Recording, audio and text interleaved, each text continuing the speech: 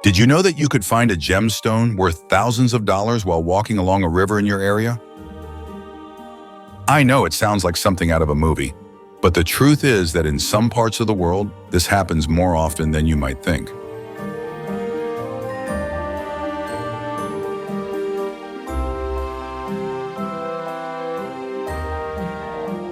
So if you live near a river, a stream, or even a waterfall, you might be walking right over undiscovered treasures without even realizing it. Just to give you an idea, according to the World Geological Association, there are thousands of rivers around the world filled with rare gemstones, hidden among the gravel that accumulates in the riverbed, forming what are known as alluvial deposits.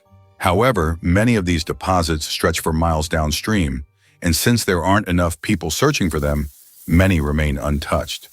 That means if you know where to look and what to look for, you could be one step away from finding a valuable gemstone. I know it sounds like a difficult task, and it's definitely not easy, but did you know that statistically, you're more likely to find a precious gemstone in a river than to win the lottery? So how do you know if a river contains gemstones? Well, in the past, most of the modern technologies we have today didn't exist. Yet prospectors all over the world still manage to find high-value gemstones, including some of the largest diamonds ever discovered, worth millions of dollars. That's why the techniques you'll see in this video may be old, but they are highly effective. And if they worked for those prospectors, they can work for you too. So the best way to know for sure is to look directly at the riverbed, following this video as a step-by-step guide to finding valuable gemstones in any river in your area, including those that have already dried up. Besides, you'll also learn that gemstones found in nature don't always look like the polished jewels you see in rings or necklaces. In most cases, they have a rough and irregular texture. Some stones, like topaz and agate, are slightly softer, and due to the natural movement of water, they often take on a rounded, almost polished shape, especially when found in rivers and waterfalls. And that's exactly why so many people miss out on incredible opportunities. They pick up what seems like an ordinary rock, not realizing they're actually holding a high-value mineral in their hands. Later in this video, I'll show you a detailed breakdown of each type of gemstone, so you can finally tell whether that colorful stone you found is a true gemstone or just an ordinary crystal. The first thing you need to understand before we dive into how to find gemstones is the geological process that brings these valuable stones to alluvial deposits in riverbeds. Most precious stones, like diamonds, are formed deep within the earth, inside molten magma, under extreme heat and pressure. Over millions of years, natural geological processes, including volcanic eruptions, erosion, and shifting tectonic plates, bring these gemstones closer to the surface. As lava cools, the movement of water, whether from heavy rainfall or flowing rivers, plays a crucial role in transporting these gems, carrying thousands of valuable stones from their original formations to riverbeds. Many of the stones that are swept along by rivers develop a smooth, polished appearance due to constant friction and impact with other rocks. Over time, this natural process gives them a rounded shape and a smooth surface, making them easier to identify for gem hunters. This phenomenon is known as tumbling or pebble rolling, and it's very common among gemstones found in rivers. Although less common than quartz, topaz can also be found in rivers. It usually appears as a transparent stone with subtle blue or yellow hues. Due to natural water erosion, topaz can sometimes resemble quartz, but there are a few ways to tell them apart. One of the main characteristics of topaz is that it's significantly heavier than quartz due to its higher density. Additionally, topaz is much harder, which means it won't scratch easily like quartz. If you find a stone that you suspect might be topaz but aren't sure, try comparing it to a quartz of similar size. If the weight is noticeably greater, there's a high chance that it's topaz. Another simple way to confirm if a stone is topaz is by performing a relative density test using a precision scale in water. Since topaz has a higher density than quartz, this test can help in its identification. In terms of value, raw topaz can range from $20 to $200 per kilogram, depending on its quality and color. Blue topaz, in particular, is highly sought after and can be cut into stunning jewelry, increasing its market price even further. Garnets are another precious gemstone that can be found in rivers. While they exist in a variety of colors, the most common is deep red, often referred to as Cape ruby.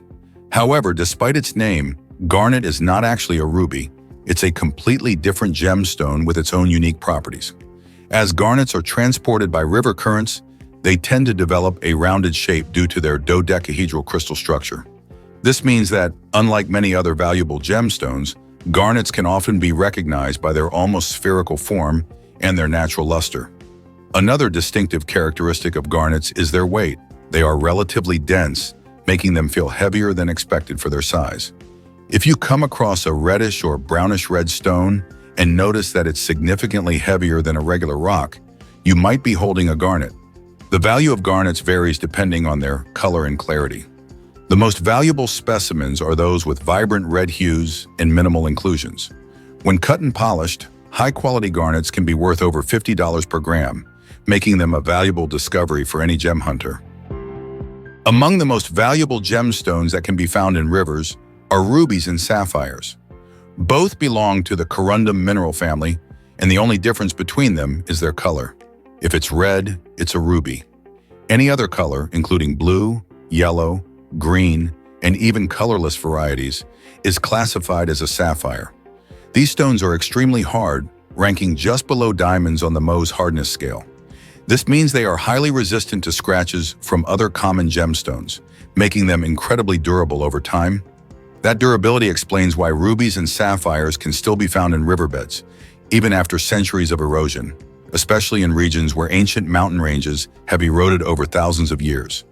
In some cases, fragments of these minerals break loose from rock formations and are carried by the river current, eventually settling in gravel beds where they can be identified by their vibrant colors and intense natural luster.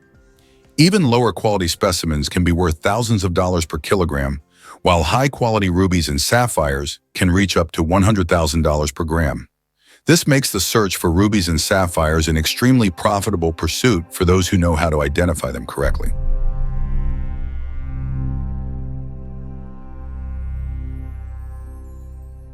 Among all the precious gemstones found in nature, diamonds are undoubtedly the most sought after. Formed deep within the earth under extreme heat and pressure, diamonds are composed of pure crystallized carbon, giving them their unmistakable brilliance and exceptional hardness.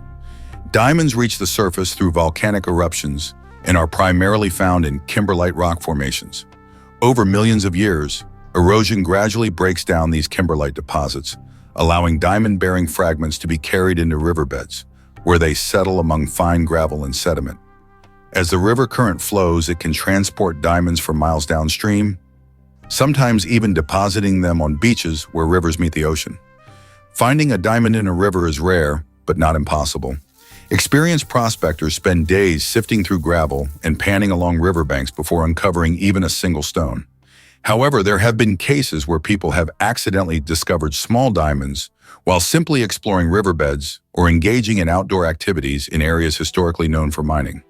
The key to identifying a raw diamond lies in its distinctive physical characteristics. Unlike other precious stones, a diamond has a unique luster and an extremely hard surface, capable of scratching any material except another diamond.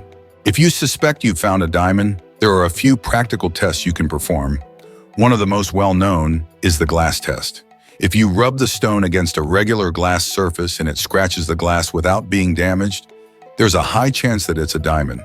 Additionally, its intense sparkle and noticeable weight compared to other stones of the same size can be other strong indicators. The value of a diamond varies significantly depending on its size, color, and clarity. A small raw diamond can sell for up to $1,000, while larger, high-quality stones can be worth millions. To confirm its authenticity, the best option is to take the stone to a certified gemologist, who can examine it using professional-grade equipment. In addition to common quartz, as we've already mentioned, there is a very special variety that can also be found in rivers: amethyst. This gemstone is one of the most valuable members of the quartz family, known for its beautiful purple color, which can range from a soft lavender hue to a deep, intense violet. Amethyst forms inside volcanic cavities known as geodes, and in some cases, fragments of these geodes break apart and are carried into rivers. Like many other gemstones found in riverbeds, amethysts that have been shaped by water gradually develop a rounded appearance and can sometimes be mistaken for ordinary rocks. However, their distinctive purple color makes them much easier to identify. Even in its raw form, amethyst already has an eye-catching sparkle, but when cut and polished, its clarity and color saturation become even more valuable. A kilogram of raw amethyst can be worth between $20 and $50, depending on the stone's quality. When cut into jewelry, high-quality amethyst can reach even higher prices, especially if they have vivid coloration and minimal inclusions. Now, imagine yourself walking along a riverbed, scanning the rocks around you, when suddenly something unusual catches your attention, a vibrant colored gemstone embedded in a common rock. But how do you extract it without damaging the stone? Well, this is where having the right tools for gem prospecting makes all the difference. Sometimes, something as simple as a spray bottle can reveal the true color and brilliance of a stone covered in dust or mud. UV flashlights can highlight minerals that react to ultraviolet light, making it easier to identify rare gemstones.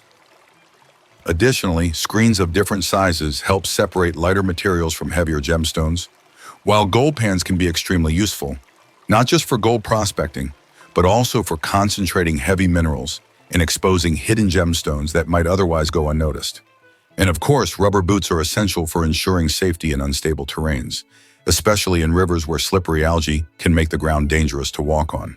Using the right prospecting tools can significantly increase your chances of finding something truly valuable. After all, being in the right place isn't enough. You need the knowledge and proper resources to identify what's truly worth keeping.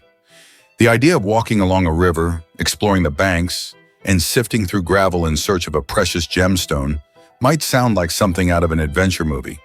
But in reality, this practice has changed the lives of many people who were lucky enough to find a rare and valuable gem.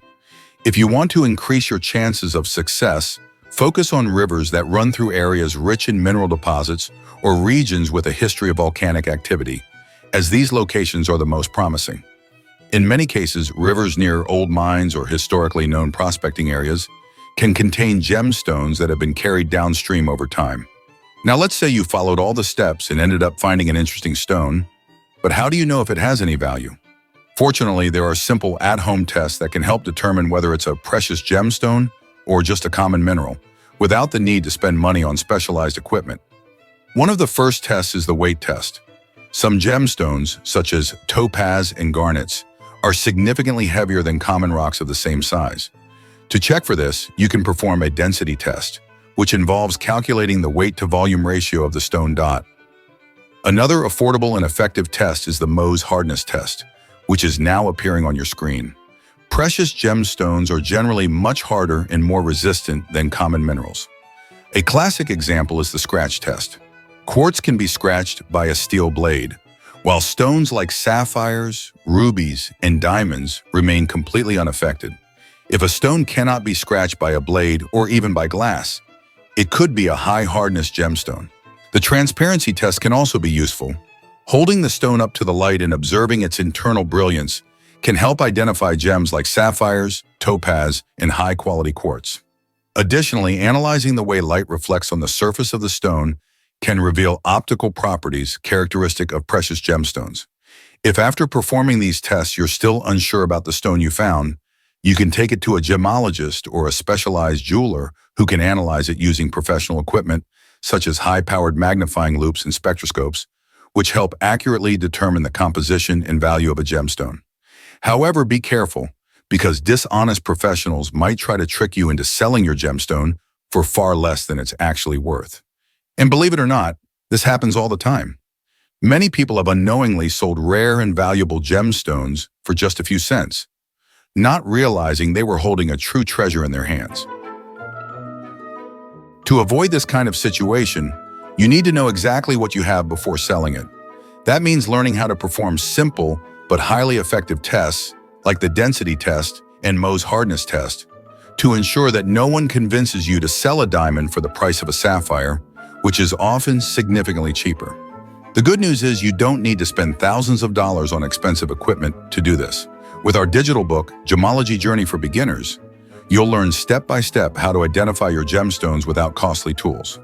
Plus, this ebook includes an exclusive collector's chart listing every known precious gemstone in the world, along with a complete guide on how to identify real diamonds using simple at-home tests that anyone can perform. Normally, this kind of knowledge would cost you $20, but for a limited time, the first 10 subscribers who click the first link in the description will receive a special 50% discount, allowing you to access all this valuable information for just $10. And remember, don't expect a single stone to change your life overnight, but never assume that finding a valuable gemstone is impossible. After all, statistically, you're more likely to find a precious gemstone in nature than to win the lottery. So make this a hobby, enjoy the adventure as you walk through nature, and who knows? If luck is on your side, you might end up discovering a rare diamond worth millions of dollars. And depending on the country you live in, you might even be able to search for diamonds without needing a license, making this journey even more accessible and potentially profitable. But if this isn't the right time for you, that's okay.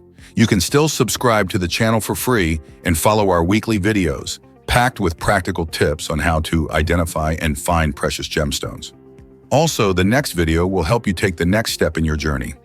In it, you'll learn in detail how to find gemstones, including diamonds, topaz, and tourmalines, using effective, real-world techniques. Thanks for liking and subscribing. Good luck, Gem Hunter!